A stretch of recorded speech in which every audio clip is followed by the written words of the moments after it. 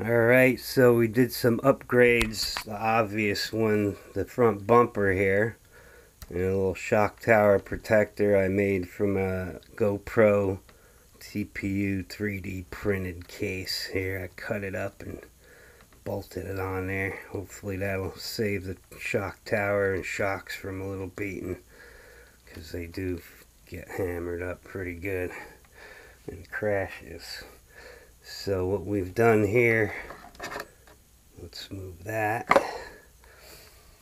The obvious things you can see, I put a support brace across the back here and a support brace here to the front from the center diff support.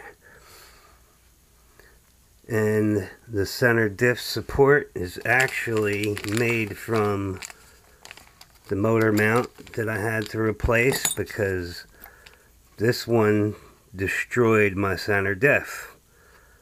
Why they would make this different than the Truggy, I have no idea, but it was on such an angle that there was oil everywhere. It just totally destroyed my center diff. And only after 1 minute, I didn't realize, just looking at it, you can't tell if it was cocked, so this was the culprit. There is no way that would work. So this is a conversion for 1/8 scale nitro buggy to electric. So this one I cut. You can see this one here. It's just the support housing. I just cut it off of there and use that on the front part of the support.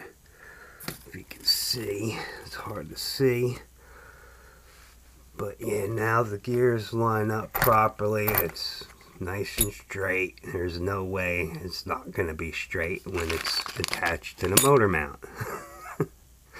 I don't know why they made it any different, but I see they may be selling them now, the correct motor mounts. I ordered one, but just in case. But I like this actually, because except for having to chop up my battery tray, I had to put a notch in it and space out the battery with a couple pieces of foam here so I don't chop up my battery with the gear, because it moves over. You see the gap down here with the drive shaft, and this support here, it's normally really close to that. Now it's moved over just a little bit and towards the center, and it still seems to be fine. I tried it out. I'm gonna be testing it out again soon after I get a new center diff, because this one leaked all the oil out. I took it all apart and tried to seal it up, but it's just hammered now because you can't put all that power to it when it ain't straight. Now it's straight. Now it works great. So that's what I did.